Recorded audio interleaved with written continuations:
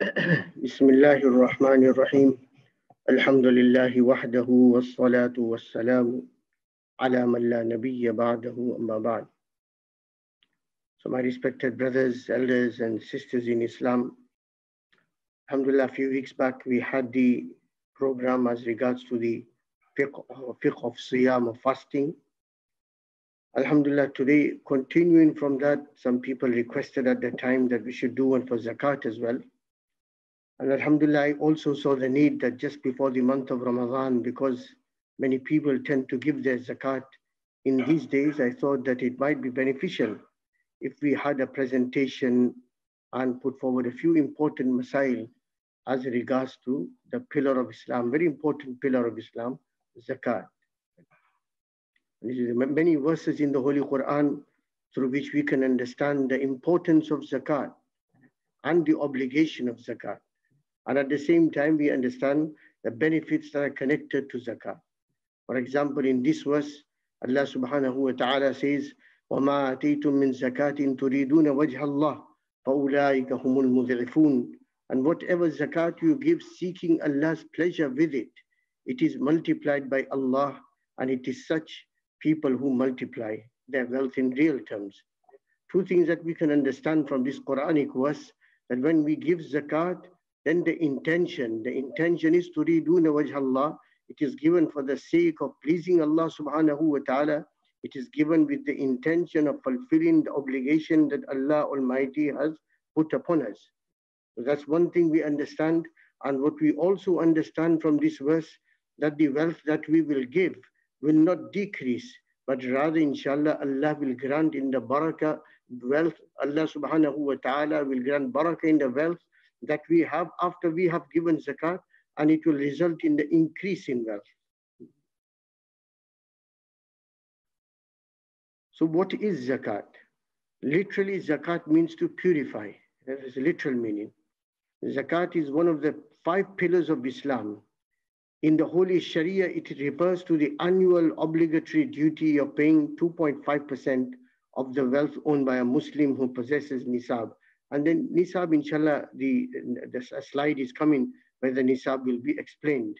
It has also been interpreted as meaning to purify one's possession of wealth by distributing a prescribed amount which has been given to the poor as a fundamental ibadah. Even the Holy Quran, the Quranic verse in the Holy Quran, خُذْ مِنْ أَمْوَالِهِمْ صَدَقَةً تُطَهِّرُهُم. Through this we understand that it is a means of purifying the person's wealth. In a hadith recorded by Imam Bukhari rahmatullahi alayhi, a part of a hadith in which Rasulullah sallallahu alayhi wa sallam has said that جَعَلَهَا اللَّهُ طُحْرًا لِلْأَمْوَالِ, that Allah subhanahu wa ta'ala has made zakat a means of purifying the wealth. So there's some more verses of the Holy Quran. There are 32 references to the word zakat in the Holy Quran, and 15 references to sadaqah, which also includes zakat. For example, one of the verses, وَأَقِيمُوا الصَّلَاةَ وَآتُوا الزَّكَاةَ وَارْكَعُوا مَعَ الرَّاكِعِينَ, and perform as-salah and give zakah and bow down along with the ar-raki'in.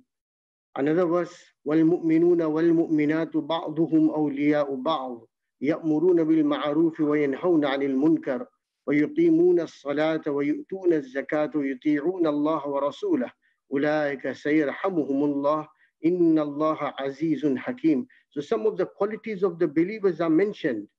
Yeah, the good qualities of the believers are mentioned. The believers, men and women, are supporters of one another. They enjoin good and forbid evil. They perform the salah and give zakah and obey Allah and His Messenger.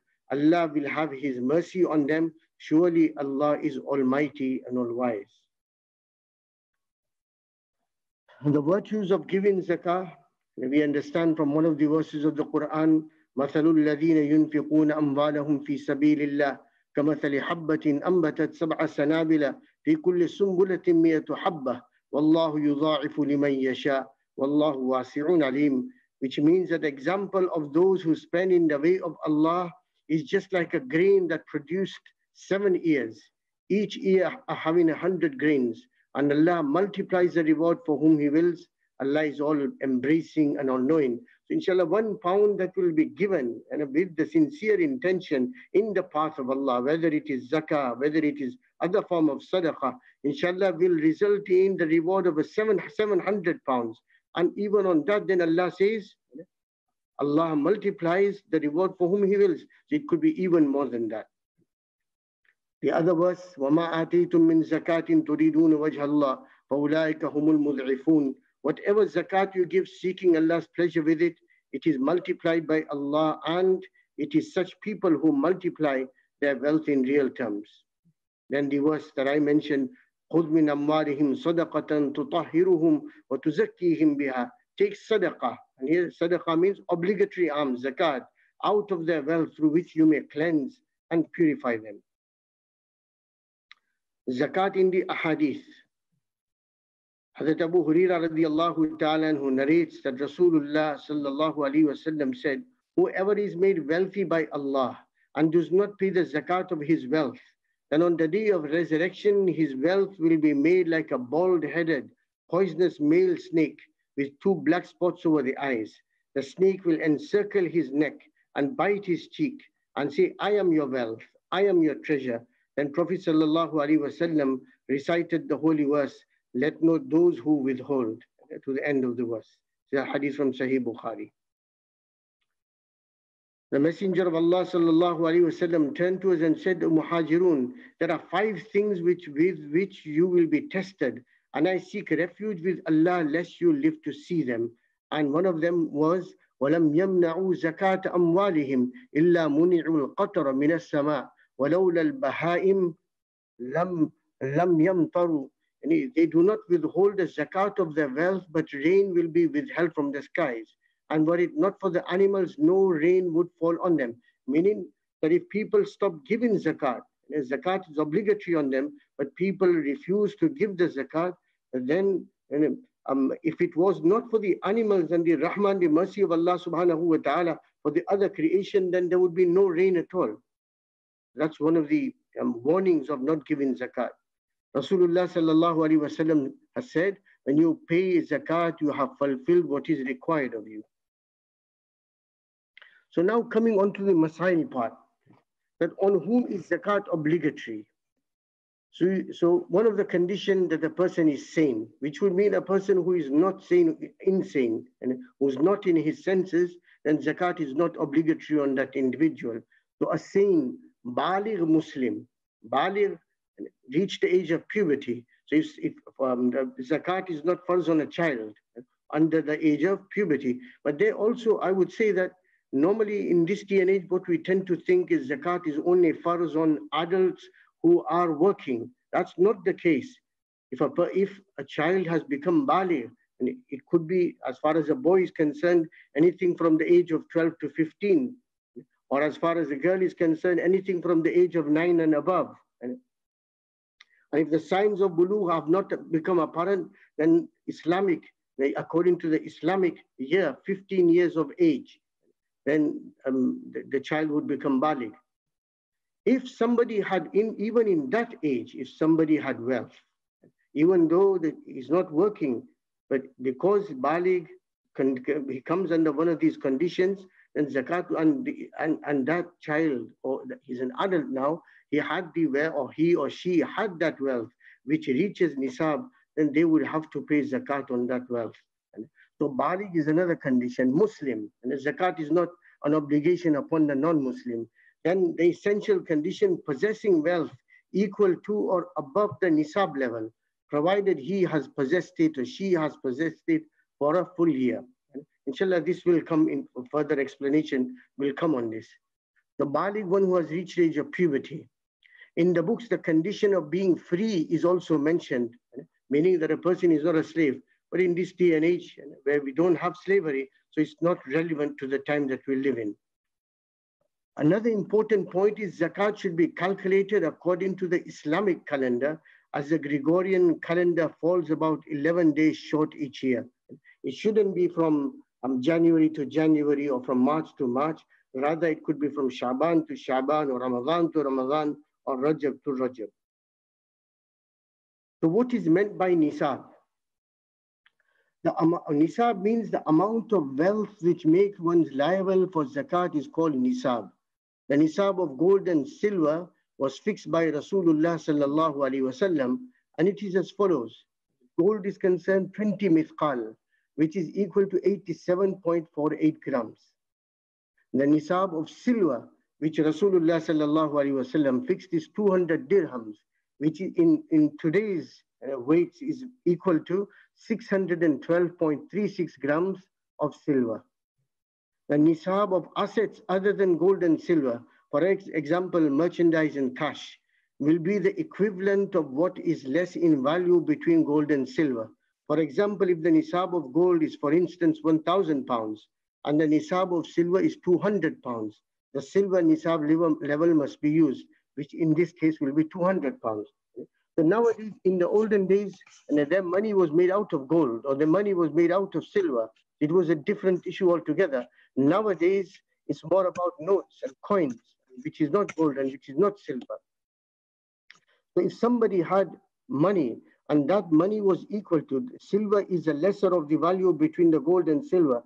So 612.36 grams of silver, we would take the value of 612.36 grams of silver, we would take the value out, and that would be seen as a nisab of zakat because it's lesser in value. Gold is higher.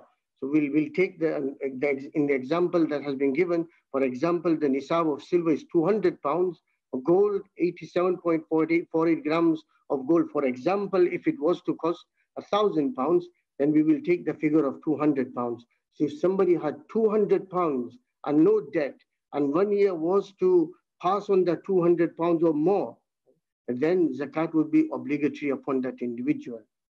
The rate of zakat is 1/40th or 2.5% annually. Recipients of zakat, who can zakat be given to? So this also is mentioned in the Holy Quran, 8 categories of people. إنما الصدقات للفقراء والمساكين والعاملين عليها والمؤلفة قلوبهم وفي الرقاب والغارمين وفي سبيل الله وابن السبيل فريضة من الله والله عليم حكيم. The sadaqat, zakat, are meant only to be given to the poor, the needy, to those employed to collect them, to those whose hearts are to be won in the cause of the slaves, and those encumbered with debt and those in the way of Allah, and to the wayfarer, musafir, or traveler. Inshallah, this verse will be explained as we go on.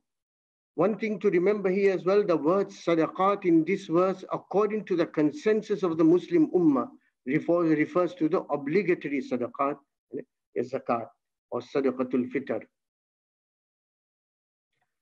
Okay, now the 8 categories of people that have been mentioned by Allah subhanahu wa ta'ala in the Quran, to whom we can give the zakat to. The first category that is mentioned is the fuqara, meaning the poor. Fakir is a graceful person who does not ask anyone for anything. A poor person who stays in his house, who may be working, but he does not have enough money that reaches the nisab. For example, if it was 200 pounds, or nowadays I think it's somewhere in the region of 360 pounds. Indeed, I think that I've taken that out, and it will come in the slides further on. So if somebody does not have, say we fix 360 pounds for now. So if somebody did not have the 360 pounds, then in Sharia terms, that person would be considered as a poor person. Person stays in his house, he doesn't go out to ask.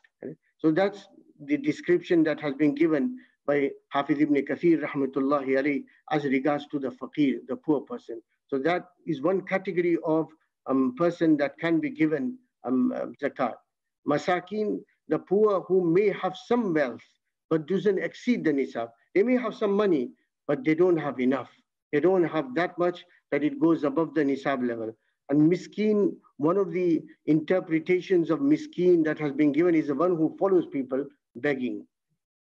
The third category is amilina alayha, administrators of zakat employed by an Islamic government to collect zakat. So when there was an Islamic government, then where zakat is concerned, that was kept in the Baytul Mal, the Amir of that era, the Khalifatul Mu'mini, would employ somebody and they would go and they would collect zakat of people. Even if they were to be rich, then payment would be given, wages would be given to that person who was going around collecting zakat. In this day and age, um, this category, unless it's a Muslim country, it's not possible here in this country, in countries like UK and other non-Muslim countries, it's not possible, where the people are coming from India to collect zakat from us.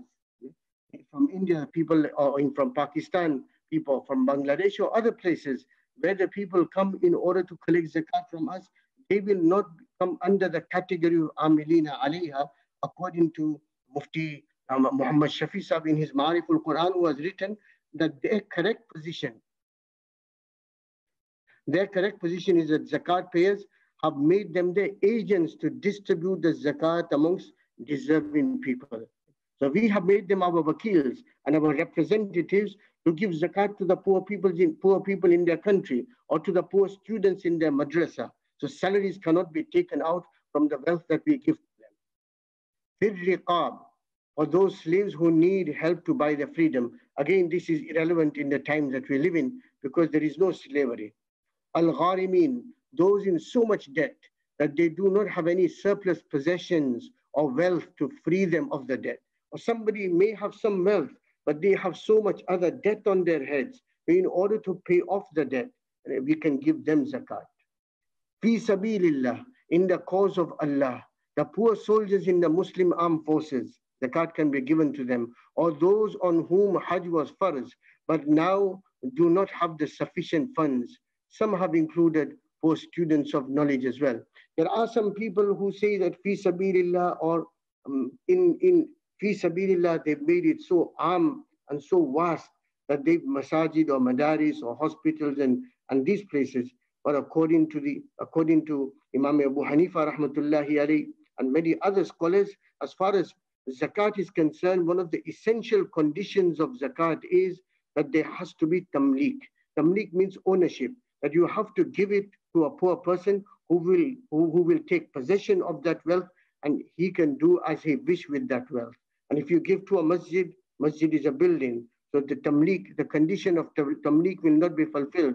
If you give to a madrasa or just a hospital, the condition of ownership and tamlik will not be fulfilled. Yes, there are some poor patients in the hospital. You can give to the patients. You can give medicine with zakat wealth to the poor patients in the hospital. Where madaris and madrasas are concerned, poor students are there. You can give to the poor students. Ibn Sabil, the traveler who has become needy during his travels, even though he may be wealthy at home. Although now it's a different time that we live in, but back in the day, if a person was traveling and somebody pickpocketed him, or he lost all his wealth, he may have lots of money at home, but at this moment in time where he's traveling, he's in difficulty. That person could be helped with the money of zakat. Zakat cannot be given to the Banu Hashim. Banu Hashim means descendants of Hazrat Ali radiallahu ta'ala anhu, Hazrat Abbas radiallahu ta'ala anhu, Jafar radiallahu ta'ala anhu, Aqil and Harith bin Abdul Muttalib radiallahu ta'ala anhum. So the Khandan of Rasulullah sallallahu alayhi wa sallam, zakat cannot be given to the Khandan of Rasulullah sallallahu alayhi wa sallam. Zakat cannot be given to one's child, grandchild, great-granny, going on. And you can't give it to your children, grandchildren, great-grandchildren, and even if you go on further down, can't give it. At the same time, zakat cannot be given to one's parents, grandparents, great-grandparents. If somebody has great-grandparents, going right up. Zakat cannot be given to one's spouse, be it one's wife or husband. So husband can't give to the wife, and the wife can't give to the husband. And a person who does not have the nisab of zakat, but has goods that are more than his needs and are equal to or more than the value of nisab. For example, a person has no money but 2 houses. So zakat can be given to a person who may have who doesn't have any money, doesn't have any hard cash, but at the same time he has 2 or 3 houses. His need is only 1 house. So if he wants, he can sell one of the houses and fulfill his needs, fulfill his needs with the house that he has sold. But that person who has three houses and he only needs one house to live in, then two houses are accessible from his needs. So a zakat cannot be given to that particular individual. Now, which types of wealth is zakat obligatory on? Gold and silver, whether jewelry or any other form. Some people tend to think that if the jewelry is for personal use, then you don't need to give zakat on it. That's not the case. Whether the jewelry is for personal use or whatever, gold and silver, if you have it, then zakat is obligatory on the gold and silver. Merchandise for business, stock, you're selling stuff, you're in the business of buying and selling, and whatever stock that you have, zakat will be obligatory on that. Rental income, money coming in, we've got 3 or 4 homes, rent is coming in, or you've got a few cars, you have a business of renting out cars, and then whatever rent that you achieve from renting the house or your cars or anything else, then zakat will be obligatory on the rental income. Cash on hand or in the bank, whatever you have in your pocket, when the day of zakat comes, then you should empty your pockets, whatever savings you have here and there, and then gather all of it together in order that you can calculate your zakat. Money is owed to you. And if you've given money on loan to somebody, you've given money as qarzul hasana to a masjid or a madrasa, it's still your money. So zakat would be obligatory on that. As I said, details to follow. Zakat is also obligatory on livestock. The nisab of livestock is different from the above. Inshallah, not included in the presentation. In this country, very few people have that, so that's why it's not included, not to make things very difficult to understand. So if somebody is in that business, then they should contact the ulama. The basic rules of zakat. Zakat is paid on the balance of the assets owned on the zakatable anniversary. That's just one rule. Inshallah, zakatable anniversary, we'll go into that in a minute. Any increase or decrease that takes place during the year is irrelevant. So for example, nisab of zakat on the 29th of March 2021 is 361 pounds and 29 pence. This is according to the Wifaqul Ulama website. And every single day, this website is updated. The nisab of zakat is mentioned. The value of gold, value of silver, value of mahar, everything is there on the Wifaqul Ulama website. So now to understand the zakat anniversary.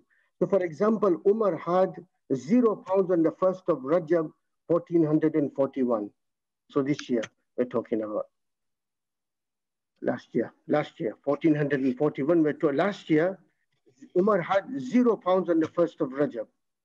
He received 400 pounds on the 15th of Shaban, 1441.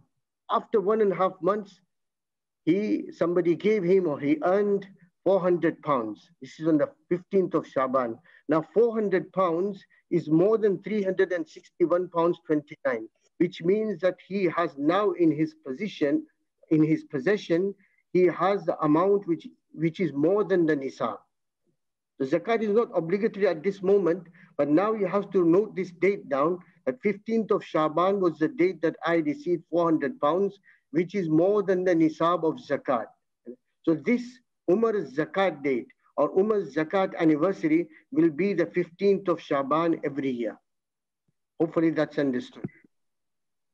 During the year in the month of Safar, now this going on in the same 1442 now. 1441 has finished and Muharram has finished. In the month of Safar, he had 200 pounds, meaning from 400 pounds, it went down to 200 pounds.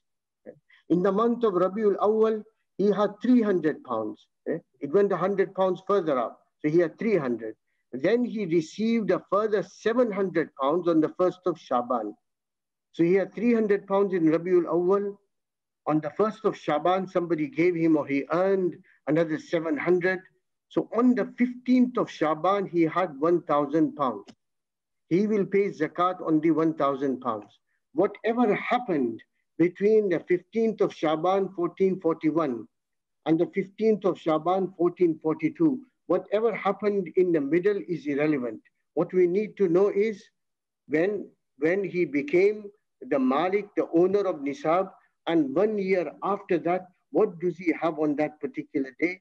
Even though he's received 300-400 pounds 2-3 days prior to this zakat anniversary, it will be counted in his nisab of zakat or in his calculation of zakat. So he will pay zakat only 1,000 pounds, and zakat on 1,000 pounds is 25 pounds. Hopefully this makes sense. Basic rules of zakat continue. If a person cannot remember the date upon which he first became sahibun nisab meaning the owner of nisab, then one should make the best estimate and think that when is it that I got this amount of money. If an estimate cannot even be made, then a date should be selected, which is then stuck to each lunar year. A person cannot think, I can't remember when I got this money.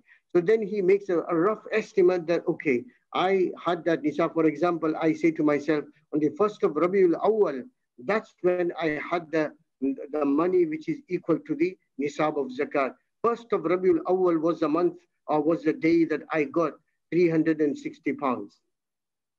So that will be my zakat anniversary every year. That will be my zakat date every year.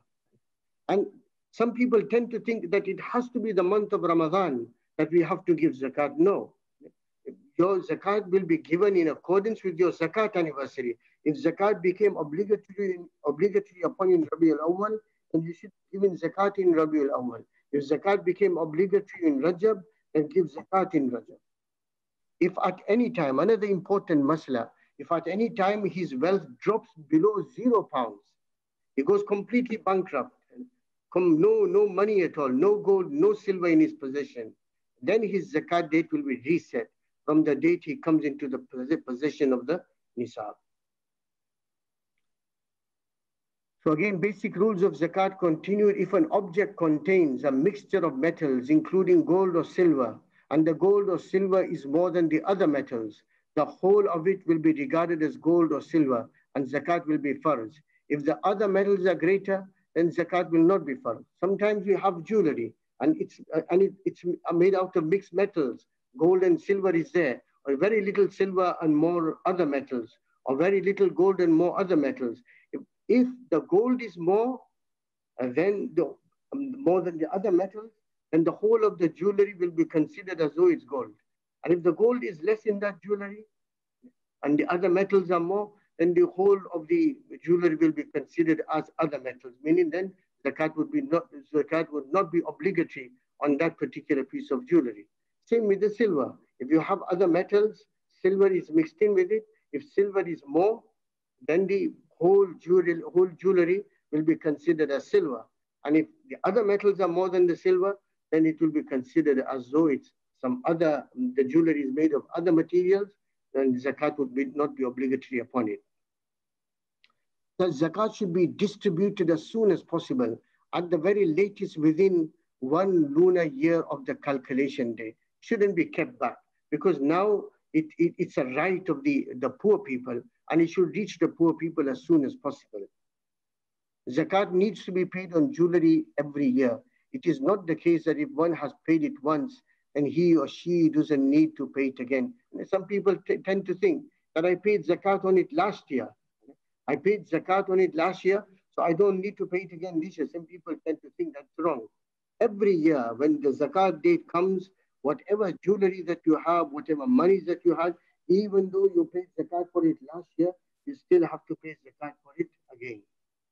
One will continue to pay it, and he pays zakat for as long as it remains in one's possession. Zakat on merchandise. This would include stocks for sale in a business, houses to sell, cars to sell, or diamonds to sell.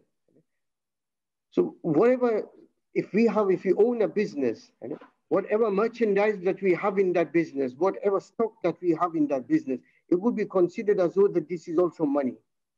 So the selling price, whatever we're selling the stock at, the whole stock will be counted, stock taking will take place, and the selling price will be paid. What price are you selling that particular stock?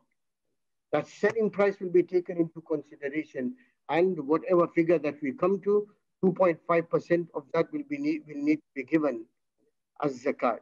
Houses to sell. If somebody had 10 houses and he wasn't selling them, one was his house, the others is given out on rent, or it's just there. Nobody is living in there. No intention to sell. No business of selling and buying houses. Then zakat is not obligatory on that. But if somebody's business is buying and selling houses, then zakat is obligatory on the house.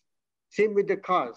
If somebody had 2 cars and 3 cars, but no intention of selling just for personal use, zakat is not obligatory on the cars. But if somebody's business is buying and selling cars, and then zakat is of this will be counted. It will come under the category of merchandise, and zakat will be obligatory on it. There is no zakat on diamonds for personal use. But if somebody has a business of buying and selling diamonds, then it will come under stock and merchandise, and you will have to pay zakat on it. But the zakat is due on the entire stock value. Always use selling price, the market value. There is no zakat on the property or fixtures and fittings of the business. So if you have the shop, you're taking the stock. Zakat is obligatory on the stock, but zakat is not obligatory on the property, meaning the building itself, or the fixtures and the fittings within the business. If someone bought something with the intention of selling, but then kept it for personal use, no zakat will be due on the item. As long as an item is not from these categories, meaning gold, silver, currency, on which zakat is due, it's the intention that will be the deciding factor. Gold, silver, currency, whatever the case, zakat is obligatory. And other than that, it would be the intention that houses or houses or cars or anything else. Is the intention to sell? Is the intention of business, or is it the intention personal use? If it's personal use, no zakat. If it's the intention is buying, selling, and benefiting from the money, then it will come under the category of business, stock, and merchandise. Zakat would be due. Further clarifications. If a person has a few houses with no intention to sell, there is no zakat on the second home. If someone is receiving rental income from the second home, there will be zakat on the rental income, not on the property itself. They're coming on to the shares. Zakat on shares is based on the intention of purchase. If they have been bought as a trading commodity, buying and selling, then zakat will be paid on the market value on the day fixed for zakat calculations. As some people have a business where they just buy shares, they wait when the value of the zakat goes up, the intention is to sell. So if the intention is buying and selling, they would have to give the zakat on the value of the share on the day that we calculate our zakat, the market value. If one has purchased the shares as a long-term investment, not to buy and sell, but rather to benefit from the dividends of the shares, then there are 2 points that are connected to that. That's mentioned by that Mufti Abdul Rahim Sahib Lajpuri Rahmatullahi Ali in his Fatawa Rahimiyah. If the company does not buy and sell, but only collects rent, for example, bus companies, rail companies, then zakat will only be calculated on the dividends earned and not on the capital amount.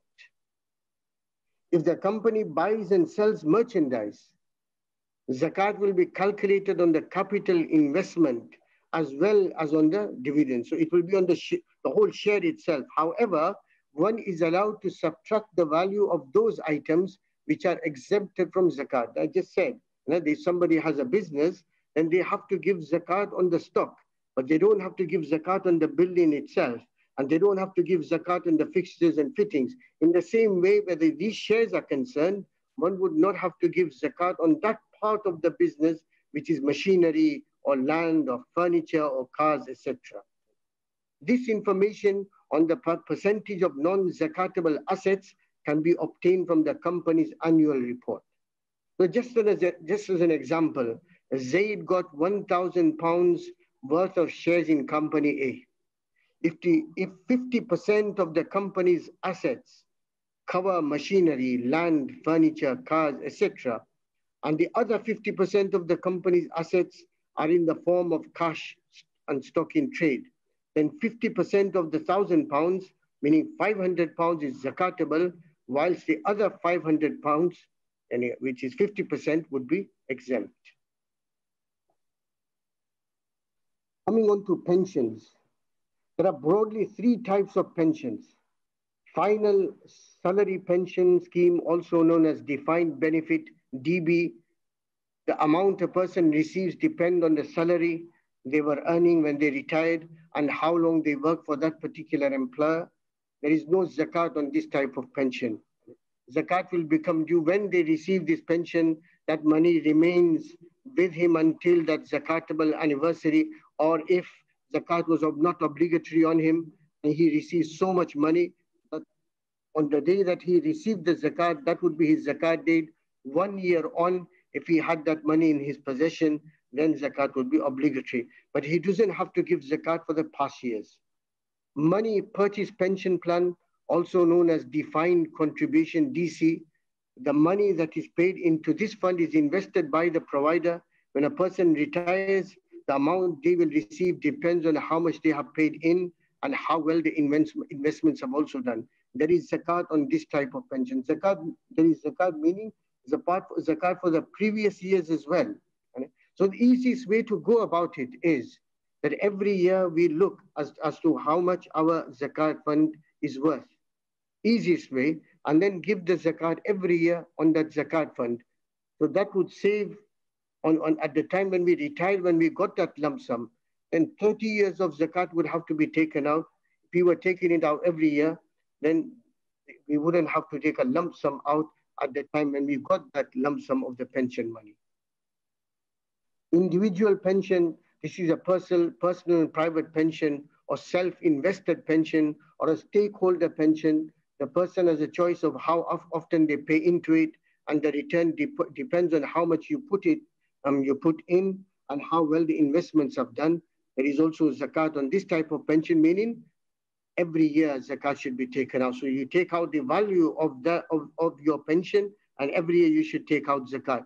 Although you don't have to, when the money comes into your possession, then you can give zakat, but then it would have to be calculated for the previous years as well. So Q&A on pensions, Al-Qalam Mufti Zubair Bhatt, alhamdulillah, is quite an expert on these financial issues. I called him a few days back as well, and he sent me a couple of he sent me a whole essay, and I've taken out a few questions from that. So one of the questions is, I'm still working and not in receipt of any pension, but continue to contribute towards the scheme on a monthly basis. Are you able to advise me whether zakat is payable on the NHS pension scheme in specific? To answer to that, there's a few brothers here who are sitting who works for the NHS. The NHS pension scheme, both are pre-April 2015 final salary scheme. That's the first one that we mentioned out of the 3.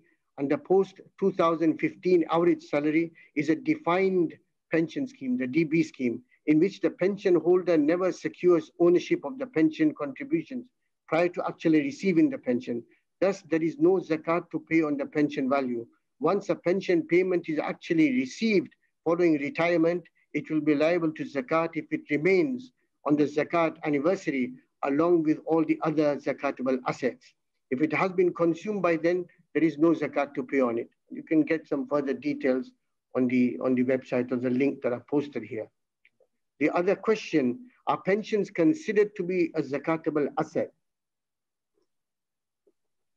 Final salary pension schemes are not zakatable assets. That's the one that we just mentioned now. The first in the 3 of the 3 categories that I mentioned. Average salary schemes also follow the same rule. Money purchase schemes and private pension schemes wherein the pension fund is invested on behalf of and sometimes at the discretion of the pension holder as zakatable assets, which would mean that you'd have to give zakat on the previous years as well. So debts, 3 categories of debt. One is qawi, mutawassit and dha'if. Qawi means strong loan. Mutawassit is intermediary loan. And dha'if is a weak loan. And 3 categories of loan. with 3 different rulings. So if cash, gold or silver has been given as a loan, or when merchandise has been sold and the payment is received after a year or two, and the value of the amount owing is that of nisab, then this is called qawi loan. Qarzi hasana comes under this category. So when somebody gives a loan to somebody and that loan is of cash or silver, or the loan that is given is merchant and it's much stock, the loan is connected to the merchandise, then this loan is a qawi loan. It keeps on popping up. Sorry. Something pops up and then I'm stuck here. This keeps popping up.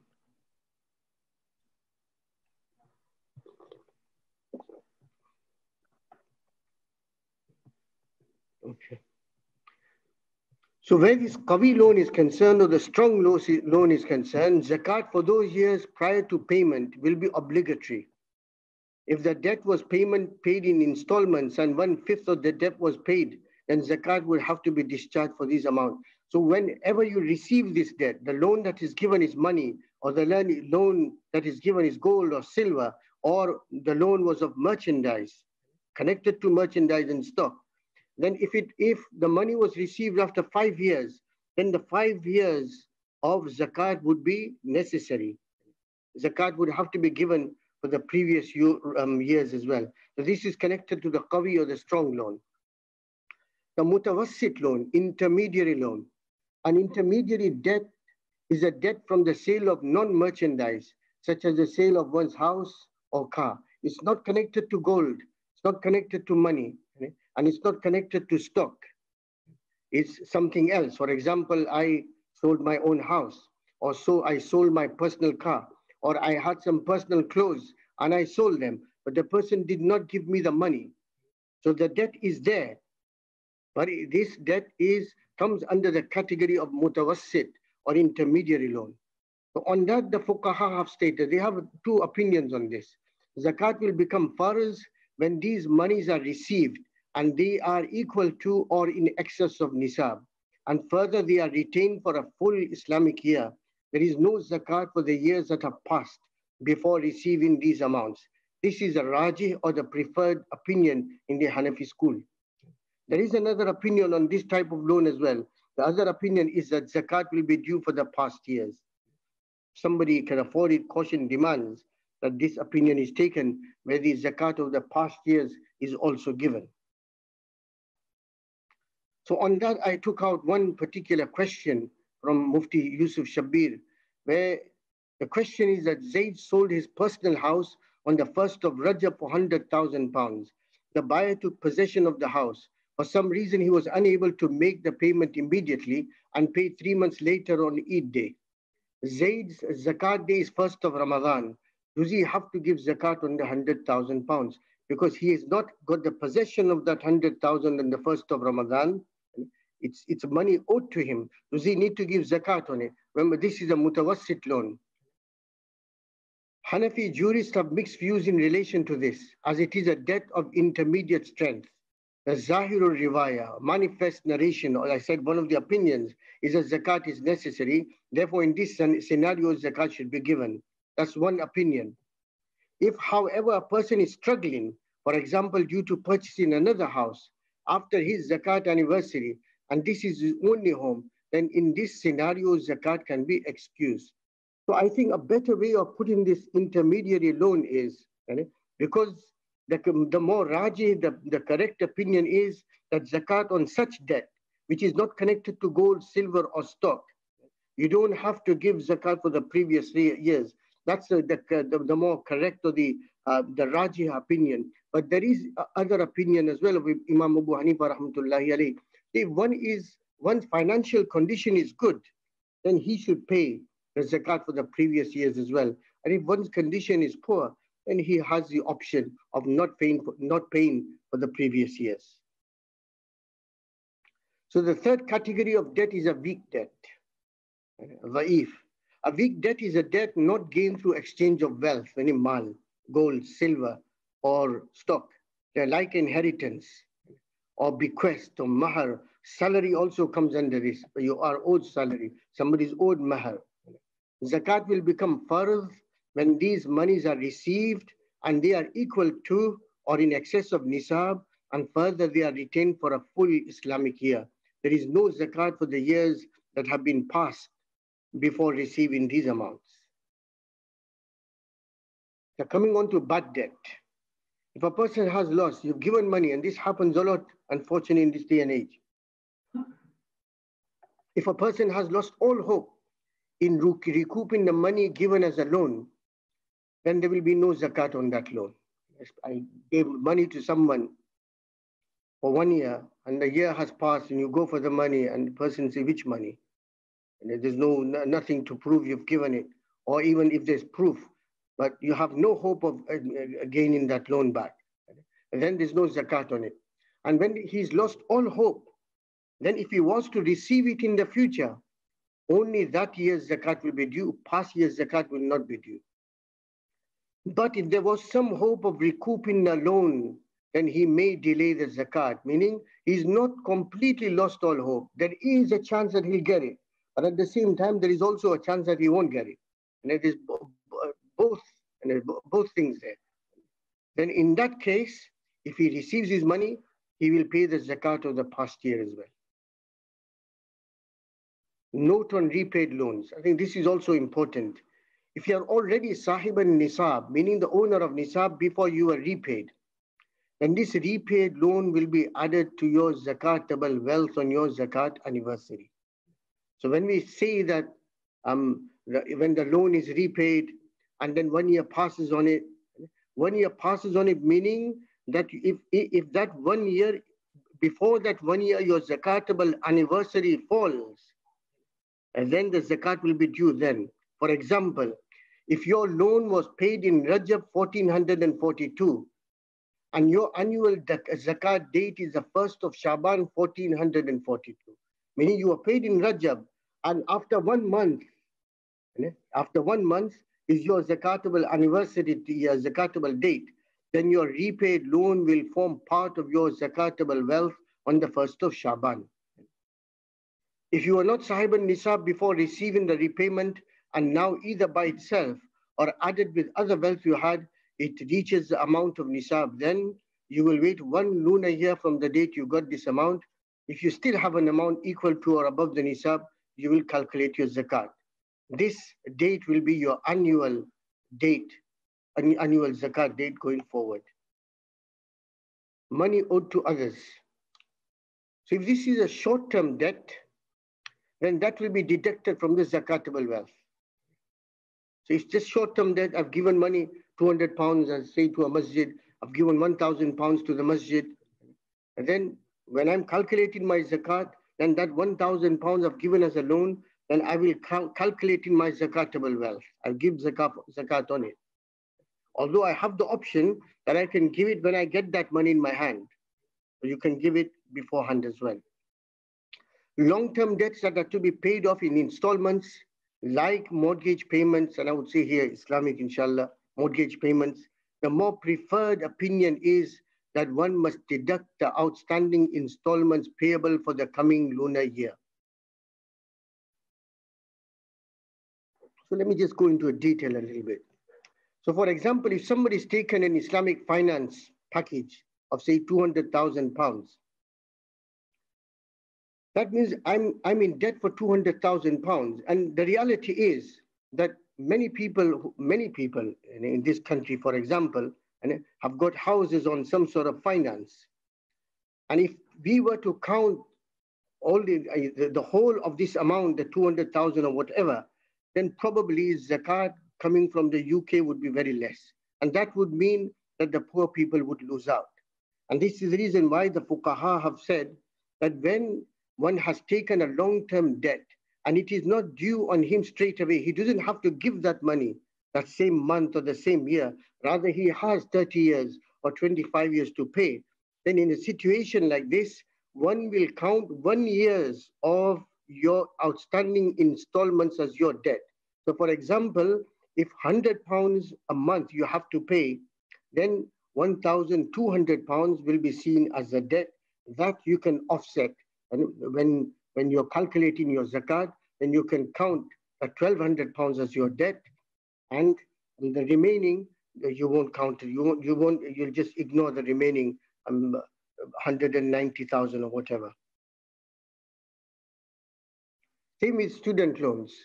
A person with a student loan should only deduct the amount that is due or the amount he plans to repay within the next 12 months and give zakat on the remainder of his assets. If he intends to repay the full loan, the whole amount will be deducted. When deducting, only the actual loaned amount will be deducted, not the interest. So again, there's another thing here, even with the mortgage. If somebody has the intention not of paying monthly, but whatever money he has taken, the whole of the money I'm going to pay, then that whole amount can be considered as a debt. If I'm only paying installments, then as I said, only 12 months installments will be counted as a debt. Same with student loan. If I've taken out a student loan and I want to repay it in one go, that's the intention I'm saving in order to do that, then the whole student loan can be counted as debt. But if I'm paying monthly, then only 12 months of installment would be counted as debt. And if you're paying interest on that student loan as well, then because there's no zakat on the haram wealth, then you will deduct the interest and see exactly what is the amount that the proper amount that you are actually giving, not the interest amount. Conclusion: add gold, silver, and cash. So when you're doing when you're calculating your zakat, whatever gold you have, whatever silver you have, whatever cash you have, put that on one side. Merchandise, stock, and the trade, stock of trade, whatever you have, write that figure down. Whatever shares, pensions, ISAs that you have, put that down. Loans that you owe to you by others, people owing you money, put that down as well. And when you come to a figure, then minus the debts owed. Whatever you owe other people, you can minus that from the final amount. Inshallah, what will happen is, later on in the slide, I'll come to a proper example on this. So the next slide is that. Zakat calculation table. So if somebody had cash in bank or in hand, wherever, altogether his money is £1,000. Gold and silver he had to the value of £3,000. He has no shares. His pensions, £4,000. He doesn't have a business of £0. And the money that he's given to others is £2,000. So all this comes to £10,000. So that's the money that he has. You can deduct from that. He owes somebody 2,000. Year's house payment, and he's taken out an Islamic finance plan, and he has to pay £4,000 a year. And he puts that in another column. The bills that are due now, at this moment in time, and if there's any, on his zakat date, is there any debt as regards to bills, his electric bill or gas bill or council tax bill, is anything on his head? So say, for example, that was £200. So his total debt is £6,200. So you will deduct £6,200 from the 10,000, which leaves us with a balance of £3,800. So zakat will be due on 3,800. As I say, the easier calculation is the 3,800 times 0.0255%, and you'll come to the figure of £95. That's 2.5% or 1/40th of 3,800. So inshallah, that just about comes to a conclusion, except there's some FAQs and frequently asked questions. If I have paid zakat on jewelry last year, do I need to pay zakat on the same jewelry this year? The answer is yes. You must pay again this year and all the subsequent years that the jewelry remains in your possession. It shouldn't be that a person thinks, that I've already paid zakat in the past year, or 5 years ago I paid zakat on this jewelry. Why should I pay for the zakat for the same jewelry again? No, every year, as long as that jewelry remains in your possession, every year you need to pay zakat on it. I have kept some money aside to fulfill my duty of Hajj. Do I need to pay zakat on this money? Yes, zakat needs to be given. I have kept some money aside for my children's weddings. Do I need to pay zakat on this money? Yes, zakat needs to be given. Can zakat be paid in advance? Yes. Sometimes it happens. Say I'm going to give my zakat in the month of Ramadan. In the month of Rajab or in the month of Shaban, some poor person comes and says that I'm really, really struggling, or my so-and-so is in hospital and I need this amount of money. So in order to help him out, if you were to say that, okay, I'm giving you this money, and 200 pounds or whatever I've given that money, it is zakat money with the intention of zakat. It's necessary, the intention is there. So you can give in advance, so that money can be given in advance. I have some interest money in my account. Do I need to pay zakat on the interest? No. Zakat is not due on haram wealth. This needs to, haram wealth needs to be given to the poor without intention of thawab. Is there zakat on diamonds and platinum jewelry, which are for my personal use? No. Can zakat be given to the masjid? Again, no. An essential condition for zakat to be valid is tamlik, or ownership. You have to make someone an owner, an individual. You can't make a masjid an owner. It has to be someone who you can give to and the person in front can accept. And this is not fulfilled. This ownership is not fulfilled when given to the masjid. Can zakat be given or used to fulfill the debts of a deceased person or for his burial? See, somebody passed away, they don't have the money for the kafan, or they don't have the money for the grave. Can you give zakat? No, again, no, because the condition of tamlik, ownership, is not fulfilled. You can't make a dead person an owner. Is intention necessary for the fulfillment of zakat? Yes. Without intention, zakat would not be valid. Does a person have to tell a recipient of zakat that this is zakat money? No. The zakat, you can say it is a gift while intending that it is a zakat. The poor people also have their respect. So if, for example, a relative, you know that the relative is going through a tough time and he is a person liable, you can give a zakat. So when you give the money to him, in front of him, you can say that this is a gift. In your heart, you make the intention that this is zakat. Zakat would be valid. My husband gave me jewelry on my marriage. Who is liable for zakat, me or my husband? Answer, as you are the wife, as the owner, you are liable. If the husband wishes to pay on your behalf, he may do so. Another essential question as well, can zakat be given to charities? Zakat can be given to those trustworthy charities that are aware of the rulings of zakat. They must have 100% zakat donation policy. It is our responsibility to vet them. You can't just give it to them. You need to vet them, look at their policies. In the same way that it is our responsibility to vet any individual who we are choosing to distribute our zakat. We are making somebody a representative or a wakil. We need to know that that person is a trustworthy person. We can't just give it to anybody to distribute our zakat. I would strongly recommend that we distribute the zakat ourselves. If not, then we choose a charity that has competent and reliable scholars on their advisory boards who can distribute your zakat to the eligible beneficiaries. Also, on the fact that the zakat has to be distributed in the same year, it must not be invested or kept in investment accounts for the zakat to be valid. It is necessary that someone deserving from the 8 categories must be given possession of the zakat funds. Without it, zakat is not fulfilled. So I think when you are giving to charities, it is important that you also find out from them that this money that I'm going to give you is zakat money.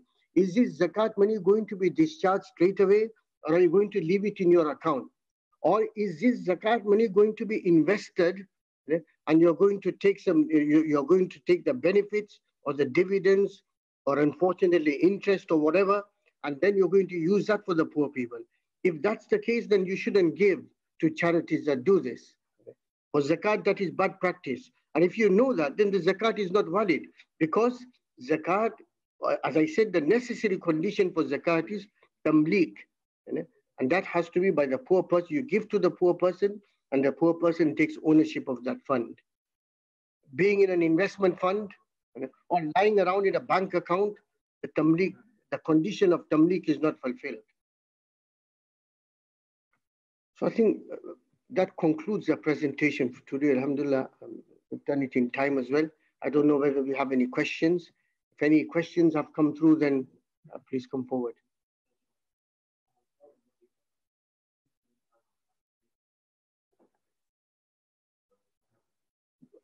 Say that again. I have.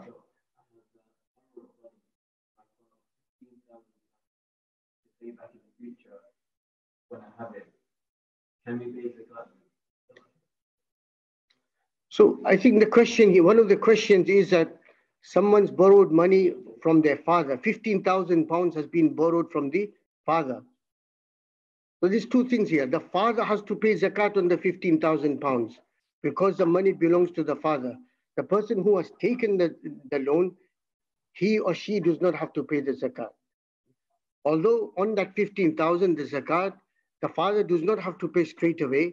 He can pay when he gets the money back, but he will have to pay the zakat for however many years that zakat, the zakat is due. And he will have to pay the past year's zakat as well. Okay.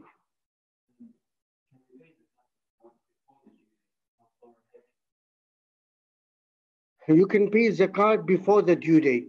Anytime that you, even if it was this year and I had to pay next year's zakat, if I had the intention that somebody is needy and I need to give that, or that person needs that money, then I can pray from now and make the intention that my next zakat, I'm paying for my next year's zakat.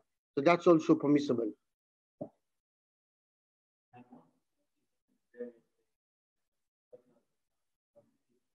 What's that? Can one? What does that mean? Yeah. Where the choosing of the date is concerned, the reality is that, like I mentioned, that the day that you got the nisab of zakat, so that 360 pounds or whatever it was, the day that you got that money, that would be your zakat date. So it should be, but you can give it. You can delay giving the zakat on the 21st or whatever. It should be given as soon as possible, just in case death is no guarantee of death. And if I delay giving my zakat and I pass away, then I'm going to pass away with a debt on my head.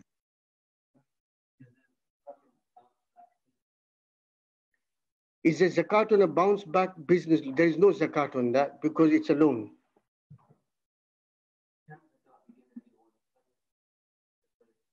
Zakat can be given to one's cousins. Zakat can be given to distant relatives. Rather, I would say that if a person has relatives who are poor and needy, then they are more haqdar, or they are more righteous to receive our zakat donations, because you'll be doing two things. On the one side, you'll be silatul raham, where you'll be maintaining the ties of kinship, which is an essential hukam, or the order or the command of Allah subhanahu wa ta'ala, and at the same time you'll be fulfilling the duty of zakat.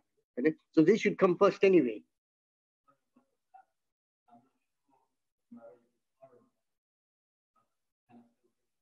Yeah, so that's an important question that I'm not sure whether my relatives are can accept zakat or not. Can I still give it to them? This is a responsibility of the person giving the zakat, that they make their investigations.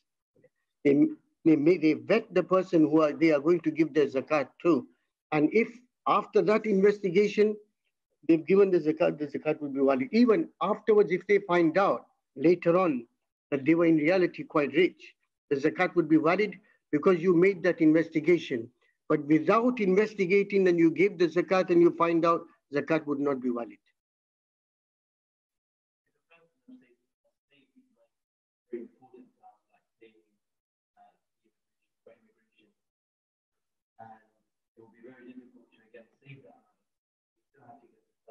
So another question here, I think that, say for example, when I mentioned about the Hajj and the Nikah, so if somebody had saved some money for his immigration expenses and whatever, and he's saving 3-4 years of saving, so on that money, would zakat be obligatory? Yes, zakat would be obligatory on that money. It's not much, it's only £2.50 per £100. or 25 pounds for 1,000 pounds.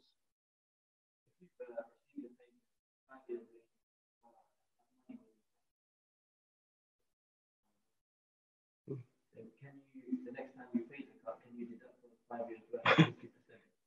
So the question is that if somebody receives some money, say for example, somebody received 10,000 pounds, and that was a loan to somebody or whatever. Somebody received 10,000 pounds and he's given zakat on the 10,000 pounds.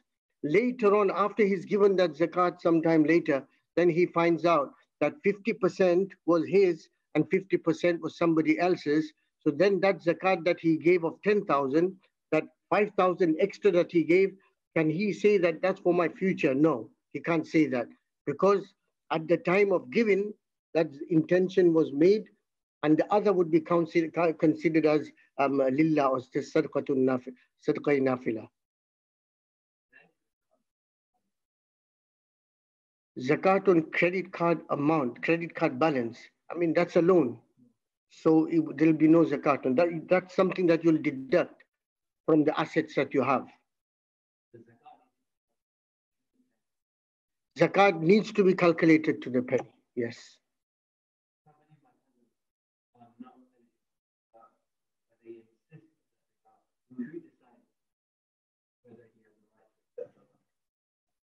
I mean, the cousins are saying that they are eligible for zakat, and the person himself thinks that they are not eligible. Then at the end of the day, I think if our cousins are such that they look trustworthy people, then we should take their word. We don't know what they're inside. Maybe they, on the outer side, they're not asking for money. Oh, here they are, isn't it? On the outer side, they look well off, but their personal conditions, only Allah, they know better. So if they were lying, then that's something on their head.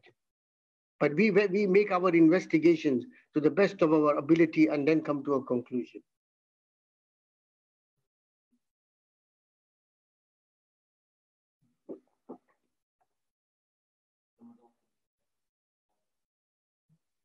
Well, recommended, I would say Ummah Welfare Trust is probably one of them that I would be. It's run by ulama and trusted ulama. So I think it's one of the charities that I can recommend.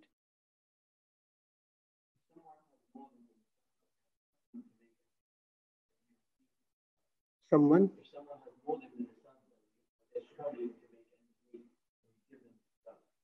If someone has more than the nisab value and they're struggling, can you give them zakat? No. What I would sometimes it can happen, where see nowadays, because 360 pounds is not a large amount. But say, for example, there's a husband and wife. Husband and wife, both of them together have the 360 pounds. So if that 360 pounds belong to the husband and the wife has nothing, then you can give zakat to the wife. And in that way, you can help that household. I think when issues like this this masla comes up, it's good to be in contact with an alim, a knowledgeable alim on zakat issues, and seek their advice on it.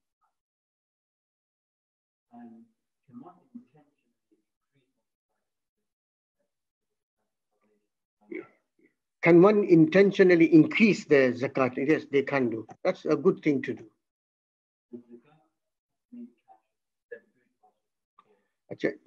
Does zakat have to be cash, or can you send food parcels to the poor?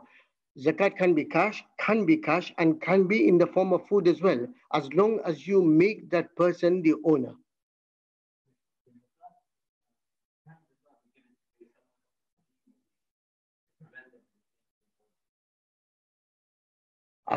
Can zakat be given to? Can zakat be given to someone else who has to pay legal fees in order to prevent them from taking a loan? I mean, if that person is poor, and one can give zakat to them, then you can give them the zakat and they can do whatever they wish with it.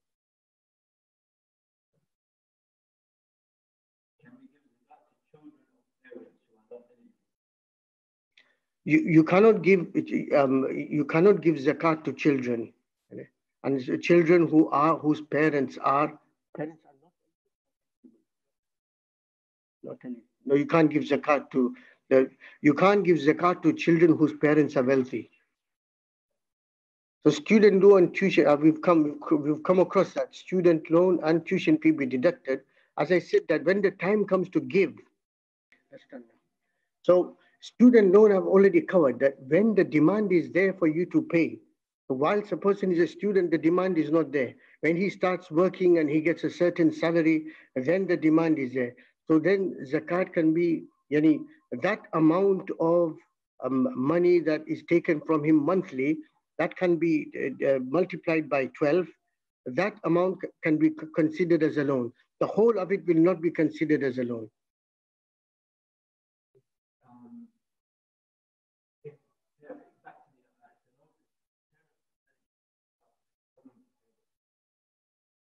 Hmm. Can you give who zakat? Parents. But who will give? The son will give. Yeah. Yeah. Uh-huh. Uh-huh. So parents are wealthy and they're struggling with the fees. If the children themselves, for example, have reached age of puberty and they don't have any money saved up, then you can give to the children if they've reached age of puberty, and then they can give their own school fees or whatever. But if they're young, under the age of puberty, then no.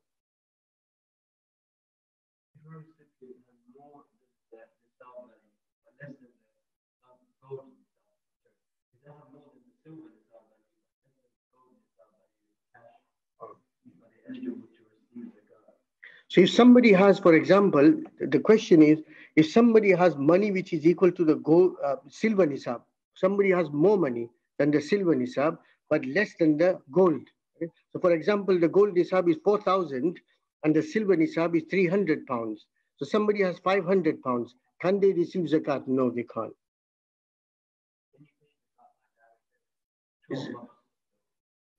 Yeah, so can you pay zakat in installments? Yes, zakat can be paid in installments, but main thing is when you are paying, then the intention must be there.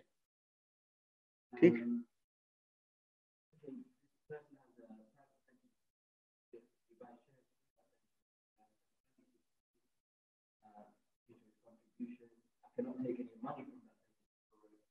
Hmm. So that the shares question, SIP, isn't it? SIP. Yes, zakat is due. So every year on that zakat date, he should find out the value of his pension and he should give zakat on it. If he wants, he can give it in the end when he gets it, but he will have to pay for the past years as well. Oh yeah. So that, inshallah, alhamdulillah, that concludes it. Hopefully it was beneficial, inshallah. And inshallah, make dua for every one of us. Jazakallahu khairan. Subhanallah wa bihamdihi, subhanakallahu wa bihamdik. Wa nashhadu an la ilaha illa anta subhanaka wa nastaghfiruka wa natubu ilayk.